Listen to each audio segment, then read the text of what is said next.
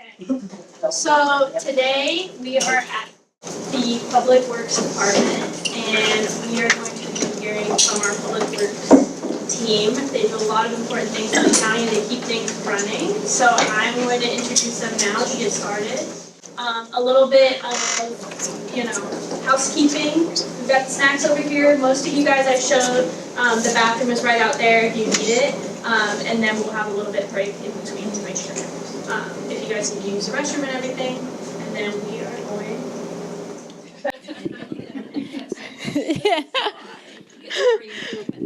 We're going to get started. I'm going to let Daniel come up here, and he's going to be giving the presentation along with Ogden Clark, and they work with our Public Works Department.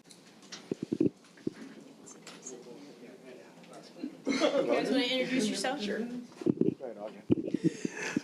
Good morning, guys. My name is Ogden Clark. I am the Information Outreach Manager for the Public Works Department. So my role is kind of focused on outreach to the community, letting people know what's going on with our projects. I do a lot of stuff on our websites and put together maps to let people know where construction is going to be happening. Today, we're going to be talking about Public Works. Hopefully today you'll get some insight into some of the things that we do. You'll understand a little bit better about the services we do. We always talk about how a lot of the work that we do happens when people are at work, when people don't see it and they're not at home. So you get a little bit of insight into what that team does. And then I think Daniel's going to talk today a little bit too about storm response and some of the things that we've done for emergency preparedness. You think about like EMS and fire, rescue, those kind of things, but we have a team of first responders that this past year, because of the storms and things like that, had to respond, and we'll talk a little bit about why that's important and the type of work that those guys are doing, putting their lives on the line, and get an opportunity to know a little bit more about what's going on in your community. Anything else? Yeah. My name is Daniel Harrison. I work for Public Works. I do primarily emergency management, so planning, preparing, and responding to disasters and events like that, and other jobs as assigned. And I'll be your tour guide later today as well. But yeah, looking forward to it, and thanks for coming. All right, so we'll go ahead and go through. We've welcomed everybody. We've got an opportunity to see, probably from all the other departments and things too, our slogan, work that matters. So today, that'll be the focus. We'll be talking about all the work that Public Works does, the work that matters, that impacts the community. So what type of things does Public Works do? It's a little bit confusing because depending upon where you've lived, where your history is, sometimes Public Works does different things. So Public Works, like in a really big city, sometimes does everything from like the airport management to like ports and things. We don't do any of those kind of things from a transportation standpoint, with the exception of roadways. So we're mostly targeted and focused on roadways, but we're also we take the water, our utilities department, we build the projects, so we build the water lines, and then the utilities department maintains them. They take care of them, make sure that people are paying their bills and all those kind of things that get associated with the utility service. But from the Public Works standpoint, we have a project management team that oversees the contractors that build those projects. So we are kind of, I would say we're like a sister department with utilities. We have a relationship with them. We have a lot of the same roles and tasks within the department. So things like engineers, things like project managers, they're going to be kind of overlap between those departments. But again, the key thing is that we're doing the capital infrastructure. So this is new construction. We're not going out there and working on a broken water line. We're not going out there and working on a water meter or something that's already installed. The work that Public Works is going to be doing is going to be stuff where maybe it's an old neighborhood from the 1950s and the water service comes in from the back and they're going to be moving a water line to the front of the house. And the water meters are going to be in front of the house now.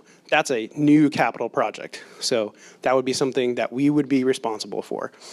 The other thing that we do is those capital projects that deal with sidewalks and anything that's not vertical construction. So if you think of our libraries and buildings, that falls underneath our property management department. everything that's public works related is going to be flat construction. So we're going to be things that are roadways, sidewalks, things like that, things that are going to get people places. But as you know, if you live here in the community, which all of you do, you know that transportation, traffic, those things are the pressure points for this community, you know? And so in my role, I talk to the community a lot. I hear a lot of the feedback. Part of my role is to be an advocate for the community, to bring those concerns to our engineers, to bring those concerns to the people that are, you know, working, carrying out projects. Sometimes it's something as simple as accommodating somebody while we're doing construction, just making sure that we do work, you know, maybe not on a day that they need to unload a bunch of stuff from their business. But that coordination goes a long way with the community. So we do that day in and day out with these different types of projects. So I'm going to look at this because I actually haven't seen this presentation. So just bear with me here. Did not give it a great look, but oh, Grau, well, some of the things that I was talking about. So the different divisions that we have. Oh, thank you. I got a clicker. Okay, yeah, awesome. So the Traffic Management Center.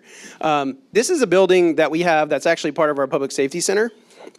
And that Traffic Management Center, if you're driving around town and you go through intersections and you see those, all of the cameras and they kind of look like they're security cameras, but they're not really security cameras. They're not taking any kind of like data or feed, but they are a live feed for the folks in this Traffic Management Center to be able to have situational awareness, to be able to look at the traffic flows, especially when we have things like evacuations or any kind of like accident on the interstate and everybody gets dumped onto local roads. Those kind of things, they're able to monitor, they're able to see, and in some cases, especially, it's more so on the state side, they're able to control some of the timing, so they can give a longer green to get people off the interstate or something like that. Those kind of things are things you don't think about. Sometimes you're sitting in that traffic and you're not sure why something's the way that it is, but there are people that are working on it, I promise. The Traffic Engineering Division also is kind of part of that umbrella. So they're not doing the current monitoring of current traffic or like going out and working on the traffic signals. They're the ones that are doing a couple different things. They look at our projects and engineer, you know, maybe try to make something safer, or in terms of like adding crosswalks or roundabouts. Those type of infrastructure are going to be things that not only are they going to be a part of kind of doing the assessment to figure out if enough traffic's going through there, traffic counts, all those things. They do that element of it. They also do the element from the private side. So if you think about a business that's getting ready to open on a road, they've got to have an access in and an access out for their business. All those things are reviewed during a development process to figure out, hey, you can't have two entrances to two businesses right next to each other on a road like State Road 64, we'll just say, even though it's a state road. Just giving it as an example. Those kind of access management and that review, that's all kind of part of what that engineering team is looking at. They look at everything that's getting submitted.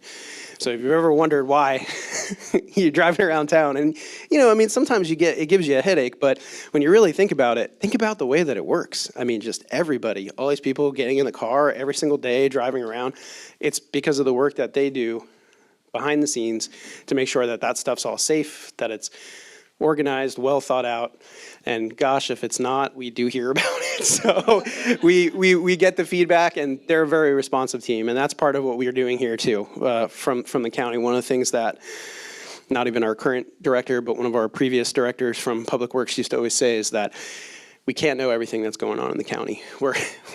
Public Works is a big department. We're like 400 strong or something like that, but still, with 400 people, you got 440,000 people that live here in Manatee County. Lots and lots of miles of roadway, lots of ditches, lots of canals, lots of things that we're all responsible for maintaining. So when you think about those pieces, those are things that, again, behind the scenes, but when you get a really bad rainstorm and, you know, roads are flooded and you're having trouble getting somewhere, that's when people start to think about these things and say, well, why did that happen? And understanding a little bit better that Public Works is one of the people that are kind of facing and working on those challenges. So I talked a little bit here about our project management team. Those are the guys that are doing what I refer to as our capital projects. Those are projects that are over $250,000 in cost. And in government, there's not a lot of stuff that costs less than $250,000. Somewhere along the way, I think these businesses have figured out that like they'll pay whatever we tell them. So they are, as they work through that process, that's something that we deal with. And then our pavement management team, that is kind of considered more of a maintenance element that we have. We do some capital projects, like right now on Lakewood Ranch Boulevard. There is a complete rebuild and of the base of the roadway. So they're actually rebuilding Lakewood Ranch Boulevard from University to State Road 70. So as they rebuild that roadway, I get a lot of phone calls, people saying, hey, this resurfacing job's taking forever. Usually when they come out here, it only takes a few days. Back up that turn lane on 70. 4 lights. Yeah, so and that's the thing. So there's a couple things in terms of safety, right? So if you're coming southbound on 70, we have to close that lane in advance, because otherwise, after you go through that intersection, there's no lane. So that, I know, has been kind of a sticking point for a lot of folks. But when you think about that job, one of the things that kind of separates it from our normal pavement management type work, which would be the type of stuff that's maintaining. So we're going out there, we're putting on a black top coat, and we're out there. It maybe takes 10 days. They come out, they mill, they do whatever they need to do. And the benefit of that is not a long-term benefit, but it adds years of life to the roadway. With what we're doing with Lakewood Ranch, you actually had a roadway that failed. So that's going to cost more than $250,000. We're talking, this project in particular is about $16 million. A $16 million project to resurface from 70 down. If we wanted to do it, now that project's going to run till the contract goes through December. We're hoping they'll be done in October. But they also bid that project and said, we'll do it for $32 million and we'll do it in 3 months. So, at first you're like, hey, yeah, well, this is great for the citizens. We want to get it done fast. What happens in the next 3 months? June, July, August. Yeah, so when we get all that rain, we could, and again, it's a contract. So once you enter that contract, so if we say we're going to pay $32 million, we want to get this project done, guess what? If they don't get it done, they have what they call rain or liquidated damages and those kind of things. So they can point to it and say, it rained all of July, so we've got an extra month. But the county still pays the same cost. So that's another thing that we do here at Public Works. We try to be good stewards of taxpayer money. We try to look at different options with contracts. Sometimes to the public, it's a huge headache, and they don't necessarily understand why something is happening the way that it is. In my role, I try to explain some of those things. I try to be a listening, try to listen, and then also share people's voice with our teams and things like that. But pavement management is a huge element of what we do, because there's such a demand for it. And what a lot of people don't know is, because it's one of these maintenance things that isn't a big high profile CIP project or capital improvement project, it's like we get a pot of money every year, and that pot of money, maybe 1 year, is only enough money to do the intersection of State Road 70 and Lakewood Ranch. And then maybe the following year, that pot of money is enough to do lots of little neighborhood roads. But you're still going to get lots of people on the main thoroughfares and businesses and things saying, hey, we need to be paved too. We've got a problem. We've got, concerns about the quality of the roadway. So it is very hard. Sometimes we're putting a Band-Aid on things. But this is one that, from a public perspective, we've already kind of started to have the conversation. If you've listened to the Board of County Commissioners, they've kind of identified this as something that's lacking, something that they want to put more resources towards. The other one of those is stormwater. So stormwater is another one where they're looking at kind of adding more services and increasing the level of service. So fiscal services, administration, those things are pretty much the same no matter where you go, right? You've got employee, HR type things, trainings, those kind of things. But ultimately, we do have to have a really good fiscal services team because of, we're talking, just little projects sometimes are 16 million. You start getting into projects that are getting funding from the state of Florida, from federal monies, from grants, and you start combining all those different funds together. It gets really complicated.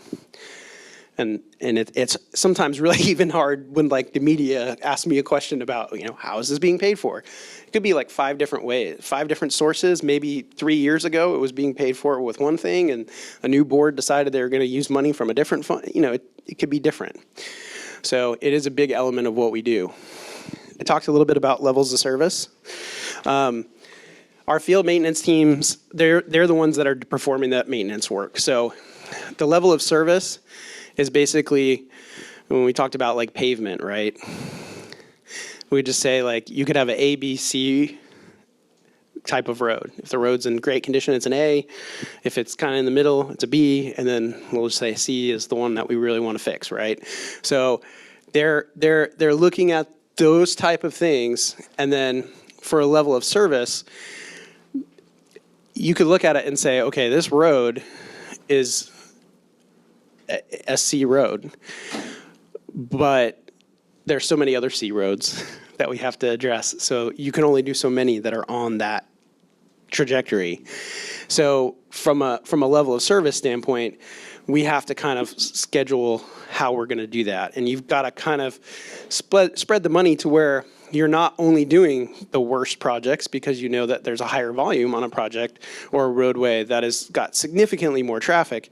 And then you get into, aside from the, just the citizens who say, I don't like that this road, but you've got businesses who are saying, hey, we're transporting goods. And if these goods are getting knocked around in the back, it's causing damage. You're actually hurting our business and those kind of things. So, we get it from all different angles and we're always trying to kind of accommodate these concerns, but you also have to remember we can't keep everybody happy. We try to, but we always kind of are battling that level of service. What is that? Somebody who lives someplace else and moves here from another area where taxes are much higher, they could come here and they have an expectation of a level of service, right? So I'll use the example that was always used when I was growing up, learning. I was a political science major, so I used to talk about things like, here in this country, we do not expect rail service the way people in Europe expect rail service, right? So if you live in a country like that, you're expecting to be able to walk out of your house, not own a car, and be able to get somewhere. That's not an expectation here. But that's a level of service that, depending upon what country you're in, it may be provided by the government, could be provided by the private sector, could be combination of the two, right? So with us, we're responsible for all the county roads. So you've got state roads that we kind of have to also take care of sometimes because the state doesn't always have a great program for how they're going to maintain things. And then sometimes it helps us to leverage money with them to be able to kind of improve our level of service and their level of service, because sometimes the impression is a State Road 70 is a county road because everybody traveling on it is a county resident. So that's something that we try to look at. We look at communications, engineering. Those things are all kind of related. The engineering level of service, one other thing I can add about that is that we in Public Works provide the standards for all utilities, stormwater, and roadway guidelines. So let's pretend I'm getting ready to open a business in Manatee County. I want to build a building, and I'm going to have to put pipes to get water to the building. I'm going to have to build a parking lot. I'm going to have to use asphalt to put on that parking lot. We have a whole book of standards that tells you what kind of asphalt you can use, how thick it needs to be, when it gets tested, how much pressure it needs to be able to support. They're also going to look at things like how many cars are going to be coming added onto this roadway. So they're going to be looking at some of those things too from a level of service. These standards are used as a way for, and it's weird because like I have to update these things on the website. A new product comes out. And so you may have somebody that's getting ready to open the business that says, I want to put this kind of water pipe in my place because it increases efficiency. Well, as the Public Works Standards Group, we have a regulation that we have to stick to, and this new product was not factored in when this was adopted by the board maybe 2 years ago. How do you deal with all these new products, new invention, new technology? So our engineering team is constantly looking at those things, evaluating them, figuring out if they're safe to attach to either our utility system or if it's, some sort of, how many of you have seen the crosswalks that have the alternating yellow? Okay. Some people are fans, some people are not fans of them. Some people think it would be great if they were just a different color. But in terms of those kind of popped up. But that was something that, from an engineering standpoint, there was nothing in the book about those things. Then they kind of showed up in the state of Florida. Then there was more guidelines put into these standards that said, okay, if you're going to do one of these, here's where you can put one. Here's where you shouldn't put one. If you do put one, here's the things that you need to include. Whether it's lights, whether it's, a raised crosswalk, some kind of thing leading up to it that shows you, hey, you're getting up to a place where somebody might be trying to cross the road. How many of you drive Cortez Road? Yeah. That's another technology that if you think about it, 10 years ago, they call it a hawk. It's like you see it, right? And it's above and it's got like arms and it comes from the middle of the road. But that crossing in the middle of a road is not something that we typically did, but the state, they did that in their standards. They started to bring that into their standards. And what you'll see a lot of times with the counties is they start to adopt them too. Good example, roundabouts, right? So as a state, I think 15 years ago, like the only roundabout I can think of was the one on 75th Street and 53rd Avenue. And besides that, there was one out on the island on Bridge Street. And beyond that, we really didn't have any. Then the state put one in on Rye, on 64. And not just there, they put them in other places in the state. But for our reference point, that was really the first one that was high visible, that people started to notice, and everybody didn't want that one. And afterwards, there was kind of like oh wow, this works, and not only did I not think it was gonna work, and it works, but it works pretty well. So they started to kind of implement those in different places. And whether you love them or you hate them, they're part of what we do and part of what we look at in terms of traffic calming as a way to slow people down. And in a lot of cases, maybe you don't eliminate accidents, but you make those accidents much less lethal, much less dangerous when they're at a roundabout versus somebody running a red light or T-boning somebody. So I don't know if we want to talk about all this stuff. We do. Our stormwater is kind of a confusing thing right now. It's a topic. Well, we'll go ahead and allude to it a little bit. There's a couple different things going on with stormwater right now. Stormwater, the board is talking about a stormwater department. So kind of just the same way that we have a public works department, a utilities department, talking about what funding sources, what kind of things would be needed to address stormwater, like head on, with full departmental resources. Still a lot of questions about funding sources and what that would look like. How it currently is set up right now is that we have kind of the same way we do with our roadway, where we have maintenance and then we have like our big projects. Stormwater is somewhat similar in the sense that we don't have a lot of capital projects for stormwater because most of the stormwater systems are either like privately owned or we don't have access, or they're just like natural wetlands, so we don't typically maintain them. So there is a maintenance team, and that maintenance team was part of our public works department. About 2 years ago, they moved over to our property management department. So as far as the maintenance piece of it goes, we're not as involved in that as much as we were. The piece that Public Works still has is that standards piece I was talking about in terms of review. So when we actually, the breakdown is stormwater engineering versus stormwater maintenance. So as stormwater engineering, you're looking at and reviewing neighborhoods, like, hey, we're gonna build 400 homes. Here's a bunch of, what we're gonna do on our site plan, ponds, things like that. We have a stormwater engineering team that has to look at that, measure flows, figure out what this is going to do to the surface area when we get a high intensity rain flow, what's going to happen to people downstream. They're looking at all that information. That piece is Public Works. So just to kind of make that distinction. Transit is another piece of us. So I'll talk a little bit about transit. Public transportation, We talked a little bit about it, expectations, levels of service.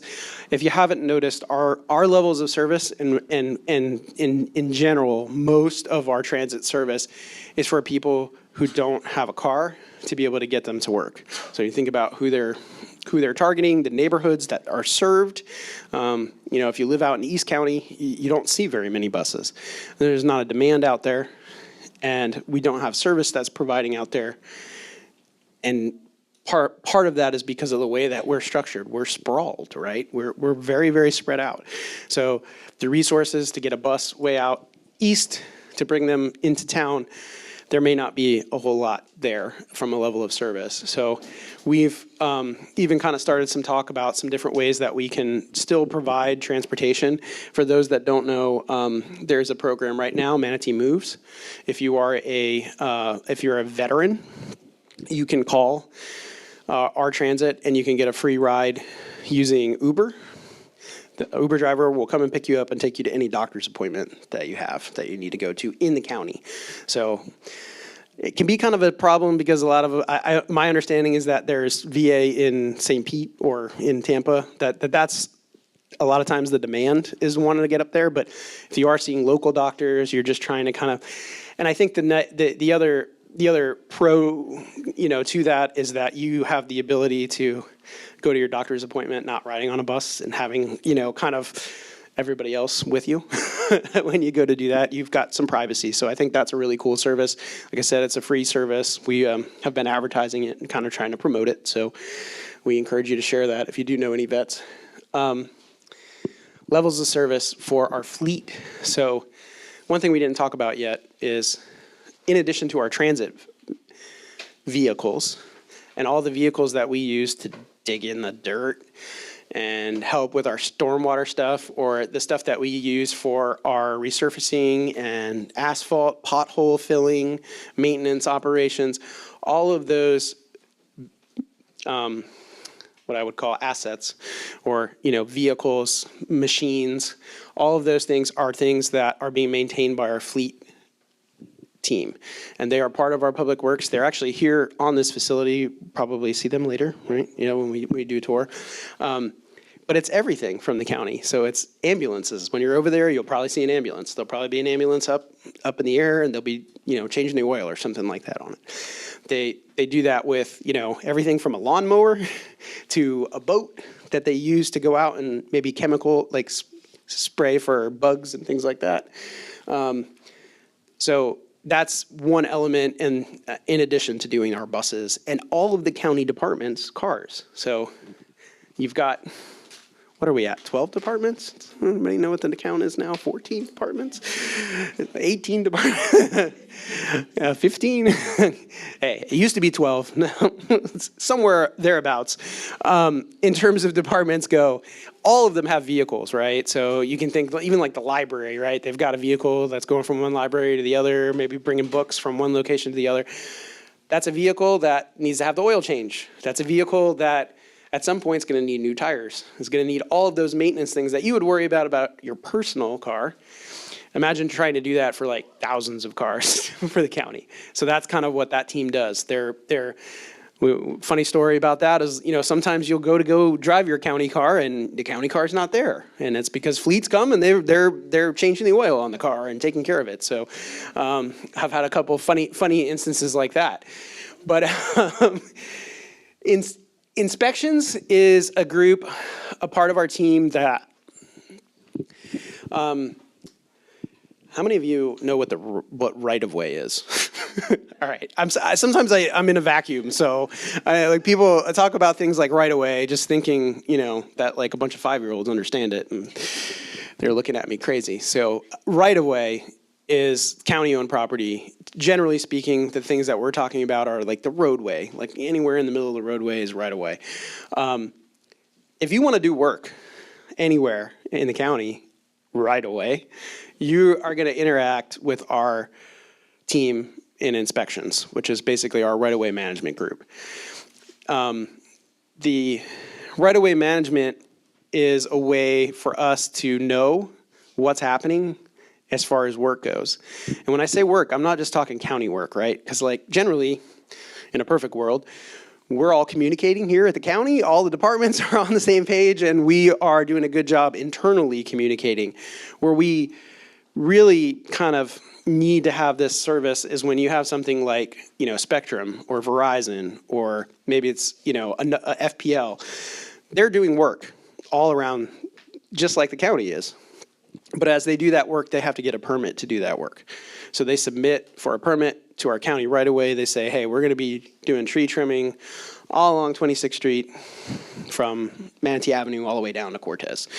When they announce that, they put that out, they submit for a permit from our inspections group. Our inspections group gives them the permit, basically the permission.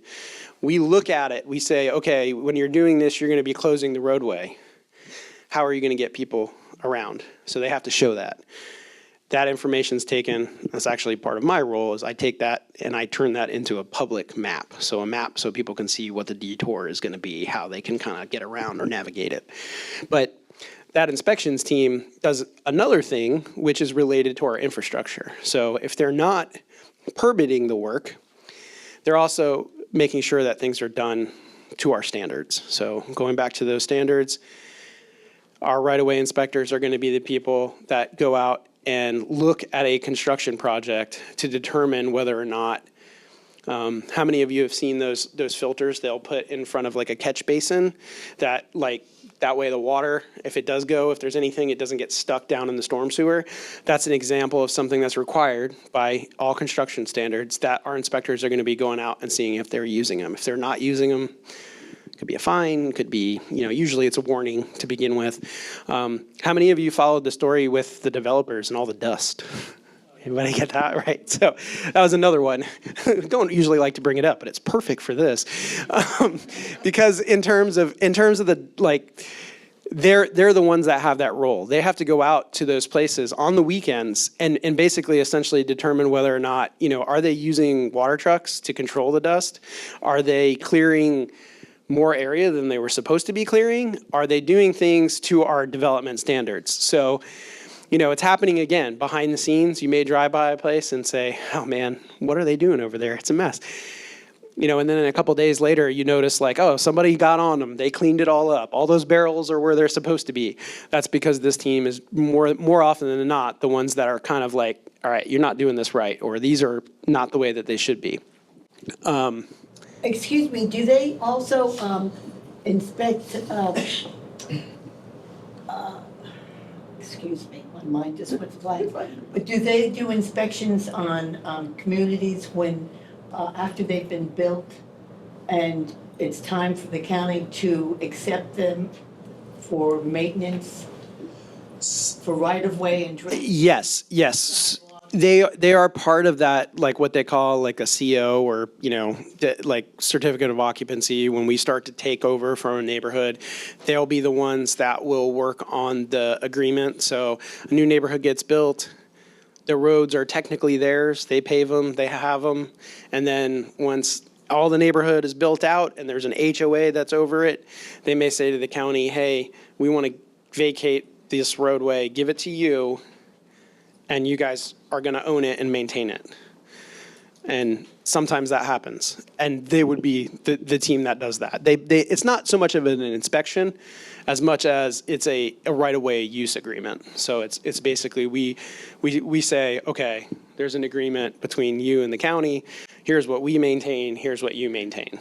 But you want them to inspect it to make sure that it was built according to code and they've got their drainage and their sidewalks and their... It depends upon the timing. So if the county doesn't have it before then and it gets put in, but they would be the ones, you are right, they would inspect it like while it was being constructed.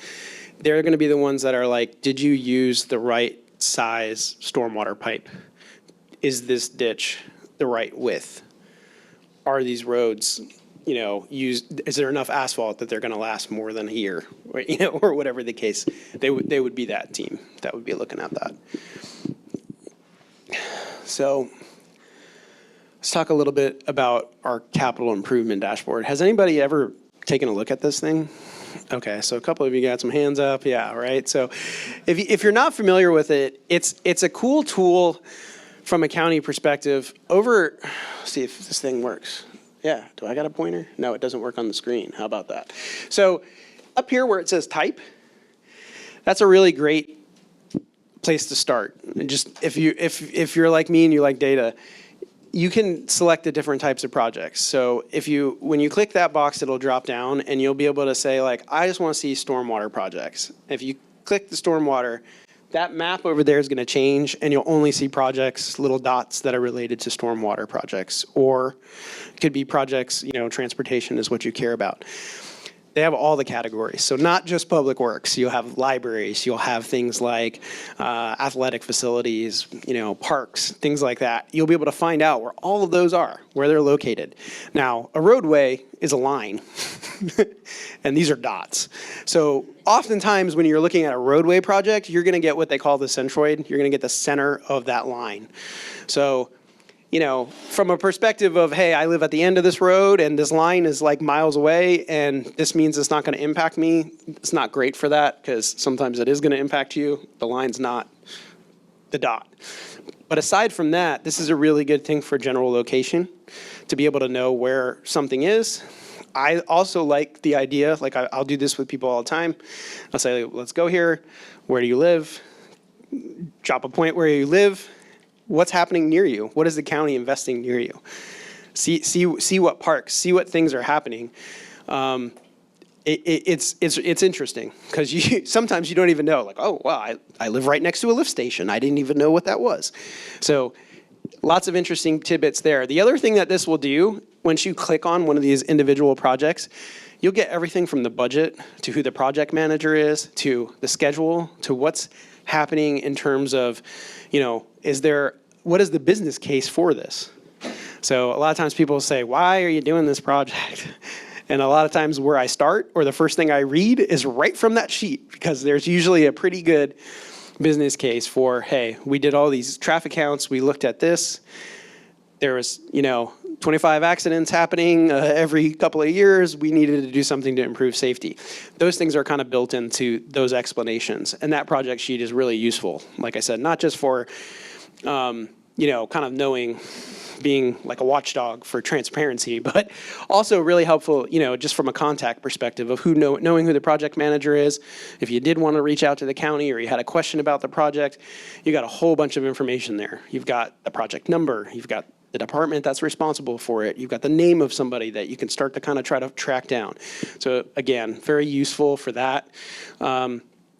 It is something too that if you're trying to find out what type of project or types of money, funding sources and things like that, that's another way that you can filter and look at projects that are being funded by, for those of you that live in West County, there's a Southwest Tax Increment Financing District. Fancy, we call it the TIF. So the TIF is something that you can look at funding sources from that, or you can just look at things that are being funded by the sales tax. So the half-cent sales tax that we pay, in addition, when you pay for any item in Manatee County, that is going to be factored in. You can see which projects are being funded by that fund. Just kind of a little bit of cool transparency thing for the public. You want to talk storm functions? So whenever we have a storm coming in, that's kind of my deal. Well, actually, to be honest with you, all year round we're preparing for storms. So whether it's storm season or not, we're planning, preparing, and trying to mitigate as best we can the impacts and the effects of a storm.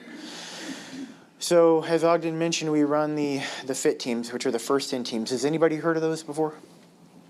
Okay, so if you haven't, it's a multi-agency, if you will, interdisciplinary team. So law, fire, EMS, public works, all those different entities kind of play a role, as well as our local power providers. So we have Preco, we have FPL, and they put together this big convoy of vehicles and equipment and whatnot, and there's 7 of them geographically placed around the community. And matter of fact, we should have, I think we'll have a map here. Well, we'll get back to that.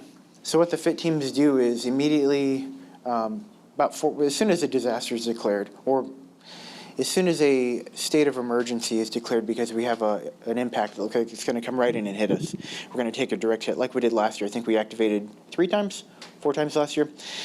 They will pre-stage the teams at different areas throughout the community in preparation for debris, power lines that are going to be down, and all those sorts of impact.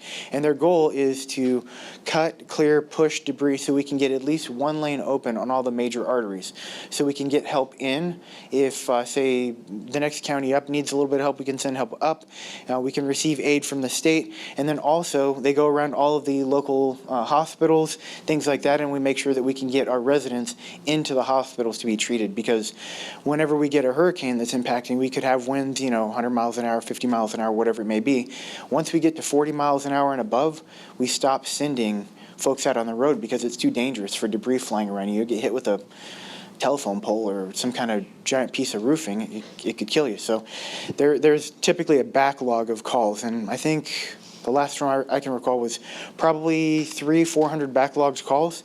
That's a lot of people that need help, that we need to get EMS and fire back out on the roads. And they don't have the equipment to push and chainsaw, thousands of trees out of the way to get out on the roadway. So that's one of the functions that we are very passionate about here. There's a lot of cool stuff we do, but this is, I think, probably the most interesting for me. And not a lot of people see all the work that goes into that. Driving tractors around and front end loaders and staging, dozens and dozens of folks around the county in shelters. This is one of our buildings. This is our backup EOC. And also we shelter 2 first end teams here. But we have to find hurricane hardened buildings for them with backup power. And they'll ride the storm out here. And as soon as the winds drop below 40 miles an hour, whether that's, and this year is a new change for us, whether that's 2 in the morning or 2 in the afternoon, they're out on the roads. They're the first ones out there trying to clear those routes and make sure that everybody can get the services they need. Ogden mentioned the Traffic Management Center earlier, the TMC. That's located at the Public Safety Center. They've got those cameras that are at all the intersections and they can monitor things.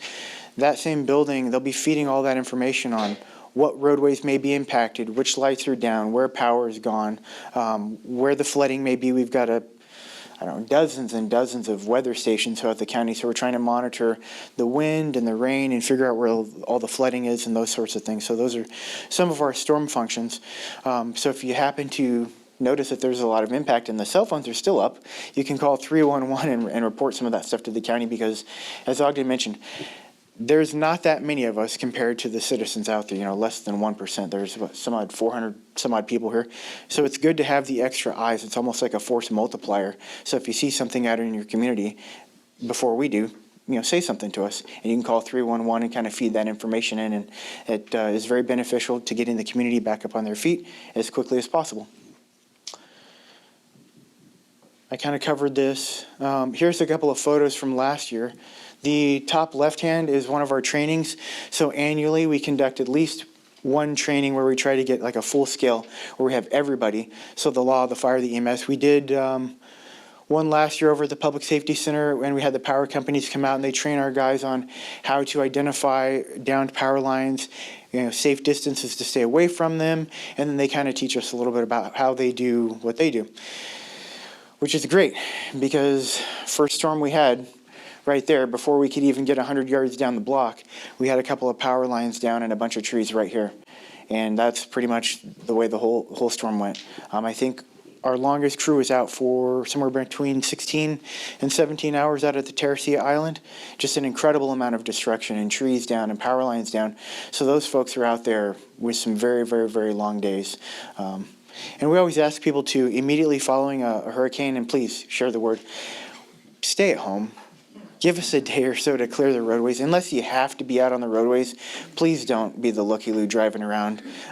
It's very dangerous. There could be down power lines. There could be water down that's electrified potentially. So stay at home as comfortably as you can, and if you don't have to leave, please don't.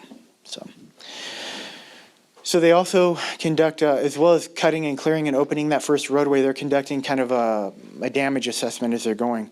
So we have them out with radios and satellite trackers, and they've got these tablets, and they will take photos. Hey, there's a bridge that's damaged, or hey, we see a particular piece of infrastructure or something like that. They'll take photos and they'll send it back to us. We have our little department operations center here, and then we're feeding that information up to the emergency operations center at the county level, and they're kind of looking at all the different impacted pieces. Some of that plays into damage assessments, and the way FEMA funding and other sources of funding work is that once you reach a certain threshold of damage, it opens different pots of resources, whether that be money or strike teams or different things like that. So we're always trying to get a very accurate number to the amount of damage and the types of damage so we can get the appropriate amount of aid in and as quickly as possible.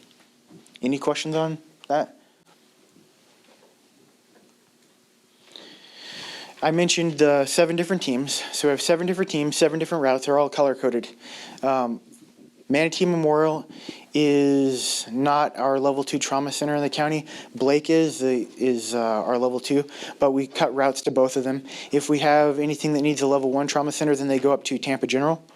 And if it's a pediatric patient, they also will go up to, I think it's all children's. They'll go up north. The other route we clear is down toward the airport.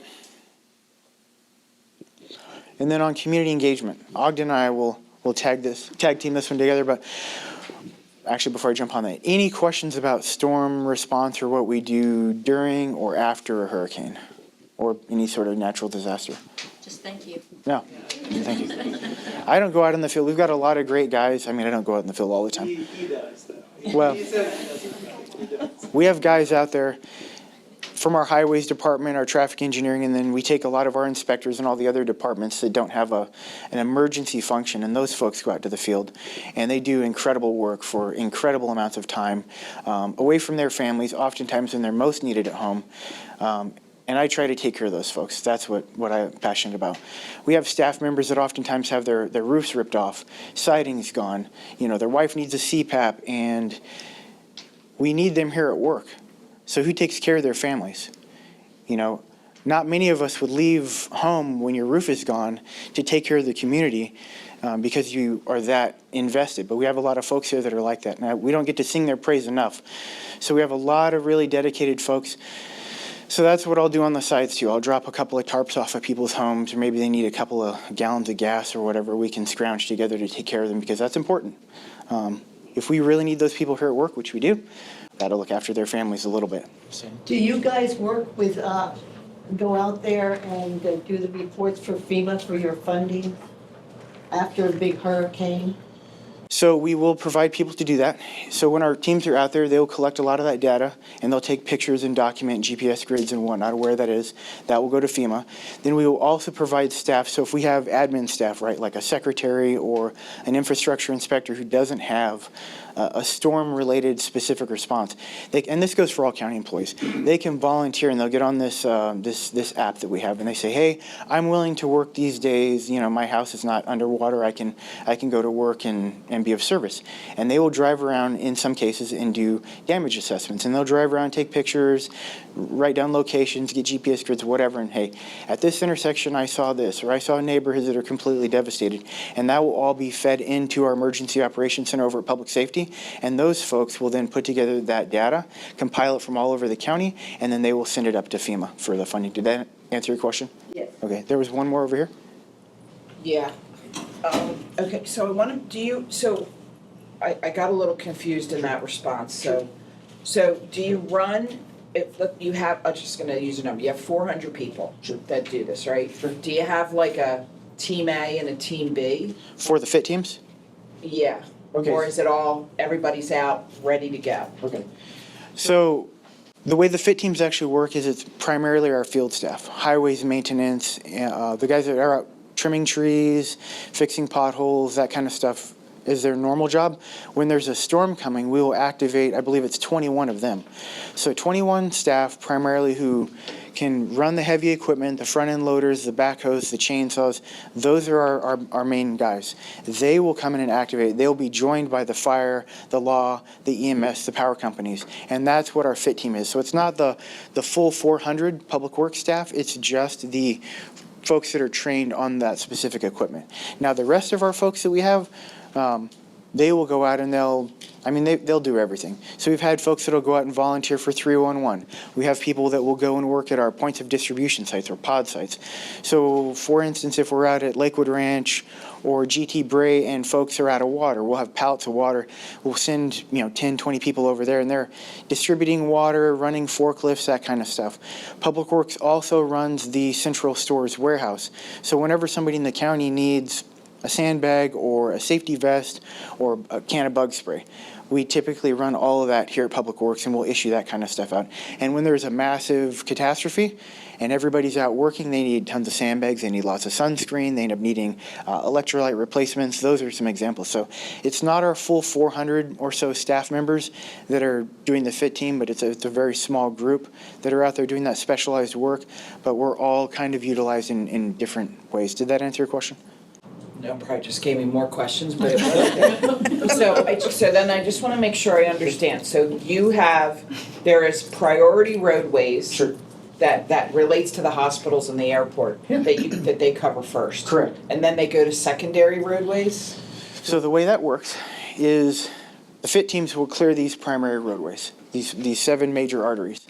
And this is typically less than 24-hour job, right? It's one lane, cut, toss, clear, push, just to get the basics open. Once they're done with that, and keep in mind they've been at work now for maybe 72 hours already, then they are able to release the law, release the fire departments, release the power companies, and they'll go back to doing what they normally do, to answering calls or whatever. Our guys will come back, they'll refit, they'll get more fuel, they'll sharpen up their chainsaw blades, they'll get a meal, they'll go home and rest, and then we have, honestly, a second wave, if you will. And then they're going to go back out and they're going to work on the smaller tertiary roadways, the neighborhoods and that kind of stuff. And we already have another crew too. I mean, let's say we have 60 people over at our highways maintenance. Only 21 of them are on the FIT teams.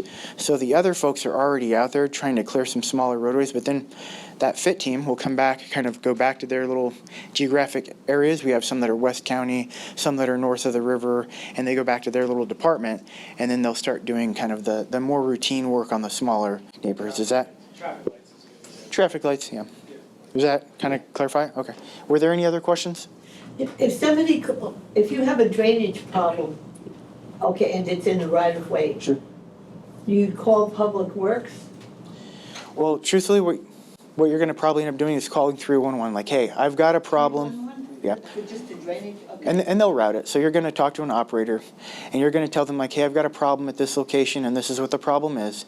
And then that person internally is going to put a little service request together, if you will, and send it out to the appropriate department and the right point of contact. And it'll get filtered through and say, hey, that actually needs to go to stormwater, or that needs to go to whatever department it needs to go to.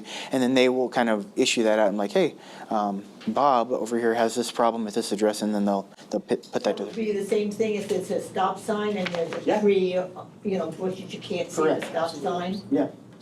So pretty much anything that you need from the county or you have an issue, 311 is a really good, it's the way, it's the hub. So you can call there and you might not know exactly where that needs to go or how it needs to be routed through the county, and you don't need to. Just call 311 and those folks who do that day in and day out will figure it out for you and make sure it goes to the right person. And there's also a little tracking mechanism too, so they can see who it's been sent to, how it's addressed, when it's completed. It's a little bit of transparency and also hopefully efficiency. And if you're in the city, you call the city or 311? You might not know the difference. You might be in the city. They'll send it to the city. If you call and you're on a city road and you report it to us, They'll send it over to the city. they'll get in touch with whoever opens it, or if it's not the city and it's the state, it could be a city on an island, could be Palmetto, it could be Yep. And they'll communicate that. And we just met with one of the cities here a couple of weeks ago. Prior to storm season or right at the beginning, we try to meet with the different partners and discuss issues and how we can coordinate a little bit better. So there's that element built in. So did that answer your question fully? Yes. Okay. I have one more question. Yeah. So I know the state sends resources in too. Correct. But so you have your FIT teams, but might that include like some pre-planning from state stuff that's like, you know how like they pre-stage Yeah. all those electrical trucks down at Sure. Robarts? I know that's Sarasota County, but that's like my example. So FPL. is that something you still And then that's control what out of we're here? doing too with the fit team. So like to your point, when he was talking about the 72 hours, yeah, I'll come. You can kind of share. I think we've gone to the questions now, probably is the point. So one of the things too, when Dan was talking about like 72 hours for those fit teams, we don't get to choose when the storm's gonna hit. So, so like sometimes the storm, like I can tell you, there's been several times where you're not really sure of the timing, but you've got to spend the night in this building or a couple of nights because of, the time is a slow moving storm or something like that. But oftentimes you're away from your family for longer just than that period where you're responding. But we also have to have those people spread out. When you saw that map and everything that's there, you can't plan to get up that day from your house and get in the car and drive to work. You've got to be somewhere where you can be deployed, where you're with that team and you can reach all of those places. So that's just like the FPL teams. FPL is part of our EOC. Like FPLs, we coordinate with them. The state has a component as well. When I talked about that traffic management center with all those cameras and all that kind of stuff, Manatee County and the state share that office. So we are looking at the same situations that they are. They can help us. We can help them kind of with traffic flow.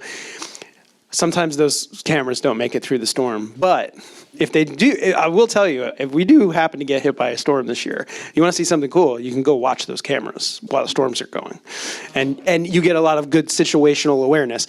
And I mean, honestly, when you're away from your home or, you're not someplace where you had to be evacuated, even that light pole that's a couple blocks down from your house, just knowing that you don't see water flooding in the streets or whatever it is, can really be comforting. So I say that as not just as a situational awareness, but from a perspective, if you really wanted to see that, not every single camera, but some of the cameras would be available for you. Where can they go to watch those? It is smarttrafficinfo.org. And I don't know, do you have everybody's email? Can you send it? It should be on Neighborhood Connections, yes. And it's at the bottom of all of my hub sites. It says live traffic cameras. But it's also, if you guys are going to the Storm website, if they've talked about that, how many of you during this past hurricane went to the county's extreme weather dashboard? Okay, a few of you guys. Yeah, so that thing, when it first started, was like 250,000 people with the first storm. Second storm was like close to 1 million. And then when we got hit by Milton, we actually shut down the entire regional provider because of the evacuation notice and everybody wanting to see where those evacuation orders and what shelters were going to be open. It just crashed, not just our system, Tampa, St. Pete, everybody announced those at the same time for those evacuations. But it was an important resource. The reason I mention it is that's one of the things that we have on that site. For real-time info, for situational awareness, you would have access to that. That's also where we're going to put things like road closures. So while that FIT team is out there making an assessment, they're picking up the phone, they're calling our team in the Emergency Operations Center and saying, this road has a power line down. And then one of our team members in that respect goes into a map, they close whatever, they show it on the map being closed, and then that gets projected onto the website, and then the public knows that that road is closed. And we start filling in all that data. So as these people are out there doing the assessments, it's everything from what are the needs of the community to the type of things that we were talking, what traffic signals are in flash. So like, this is one that people will say a traffic signal's out. If you call 311, be able to tell them it's out, there is no power to it, it is out, it is flashing, it is out, like it got knocked down and it is down the street. Okay, so there's different ways for us to be able to respond to those things, different teams that maybe would be incorporated, maybe even different staff members, depending upon, who has expertise. So the more details we have about the situation, the better. Sometimes somebody will say light's not working, and one of the storms, we want to check it out, it was just a functional thing. It wasn't flashing, it wasn't out, it just was like showing green and yellow at the same time. So differences in those things, the more details that we have, the better. And our teams are out there, like I said, kind of reporting all that information back so that we have a good situational awareness for our decision makers so that they have the ability to your point, when those state resources show up, or we get, this last storm, we had a lot of law enforcement and things like that come from other places, come to help. They come into the operations center and it's like, what can we do to help? It's that information that we collect to know where those problem areas are, or to know things like, hey, out on the island, they've got no internet. We need to figure out a way to get internet out there. We need to get some way to get communication, because not just for the people out there, but for our teams trying to respond, we need to be able to communicate back to the mainland. So after years of storms and hurricanes, you have a pretty good idea where your problem areas are going to be when they come. Yes and no. Yes and no. So I want to. For that last hurricane. And let's look at it in two parts. I want to unpack two things there. The first thing is that yes, in a respect, there is always historical evidence. We always have historical information. If we look at something and we say, okay, the storm surge is going to be 5 feet, here's the areas that we know traditionally are going to flood. We will know that information. What I can tell you, and really important to note, you had 3 storms, maybe more last year, that impacted us. But the 3 big storms that impacted us, all 3 of them, different strengths. All 3 of them completely different. How many times have you heard somebody say, hey, I've stayed in my house every single storm. It doesn't matter. Nothing's going to change. Every single one of these things is different. And we saw that last year. If there was not a better case study of hard rainfall, no wind at all with Debbie. The amount of rainfall flooded areas that weren't even coastal, and then you moved into Helene, and honestly, that morning, if you didn't live out on the island, you probably got up and went about your day the normal way.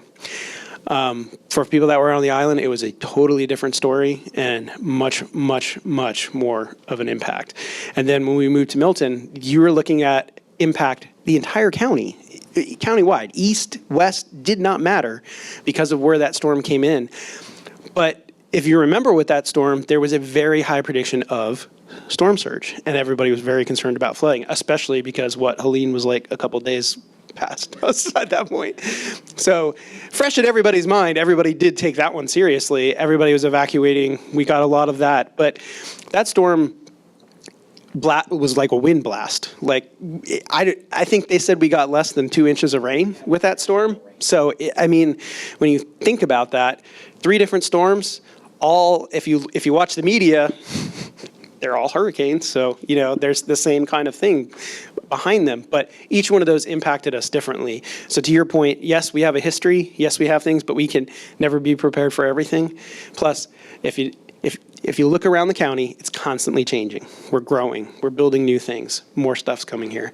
So with each one of those impacts, we've got different things to consider and different things to look at. So historic is great, but we've also got to look to the future and be planning for it too. You had another question? So the name of this is Smart Traffic. smarttrafficinfo.org. And I'll make sure before you get out of here that I get it for And that's you. where you can see these cameras. Yeah. So the reason I'm bringing this up, and I'm sorry, I forgot your name. Daniel. Daniel, if you ever see me out on the road in a storm, it's because my daughter, who's the closing manager at a hospital, not actually in Manatee County, but close, so if they don't call the hurricane teams, which they did not do with Debbie, I can't remember Helene, they did with Milton and, but with Debbie, most of the routes home for employees that were trying to leave were flooded. Sure. So I didn't know about these, and I was going by the Sarasota ABC station, and so I'm telling her, people that are trying to get back to, is it Wenco or Onico? Onico, yeah. So, and they're not driving, big trucks. Yeah, right. The easily become inundated. These are Yeah. like the dishwashers that are finishing up the dinner stuff. So these people that, they're afraid to drive. It's scary out. There's a lot of rain with Debbie. They didn't call that as a hurricane team. Bahia Vista and Tuttle are already underwater. Sure. And we ran into that. Yeah, we had that same thing, North County. Be very helpful So like, you Yes. know, what I was able to use stuff on the internet to navigate for these people to get home. Yeah. But if you see me out there, it's because what I did after Milton, in particular, was I ran around. It actually ended up being Bradenton. You know, I didn't really understand this incorporated, unincorporated stuff till I did this program. But with a battery, you know, that's like those. So I call them Halo bolts Yeah. because that's what they're called. And I buy them on QVC, but you can buy them on Amazon. Running around getting old people that can't get themselves out of a power recliner when the power's been out. So people, like, they now have my phone number. Power's out, can you come get me out of my chair? So, you know, well, you know, now, like, the thing to do, but I don't know that they'd be able to, you know, if they're home alone, which you hope they're not, even if they have it ready to go, Yeah. they still may not be able to operate it, especially if they went into full recline mode. If they're not, they have a caregiver, you know, so I've tried to encourage these people to buy this $100 product. But yeah, and it after Debbie, I will say we were doing the road closure thing during Debbie, but I would say that it didn't become highly publicized till after that event, because I think, to your point, there was the same thing on Upper Manatee River Road and other roads in the county, in Lakewood Ranch and places like that, where, you know, just people got up to go to work that morning and were not expecting that kind of impact. Right, and you just don't know, like, who is expected to show up for work Yeah. or not. It's not just you got, like, you know, county employees, Yes, EMS, yes. and whatever. I will tell you, compared to Pennsylvania, and I know some of you are from in the Northeast, but this idea about who's responsible for the road, if we had a blizzard up there, you know, my road might have been cleared to get out of my neighborhood, and then I was unable to get to some other road to get to the highway, to get to the hospital, to go to work. Sure. And they'd be like, oh, that's a state road. We don't plow that. So I'm used to a lack of coordination. Yeah, we try to coordinate. We still sometimes run into those things, but fortunately, no snow, so we don't have to deal with that. We hope. Knock on wood. How are we doing on time, guys? Good? We're good on time? You got time for? Yeah. So real quick, just to talk about community engagement, since we kind of got a little sidetracked and turned into questions. Dan talked a little bit. You see some cool photos from our Touch a Truck events. This is an opportunity that we do. We invite people here to our facility here at Public Works.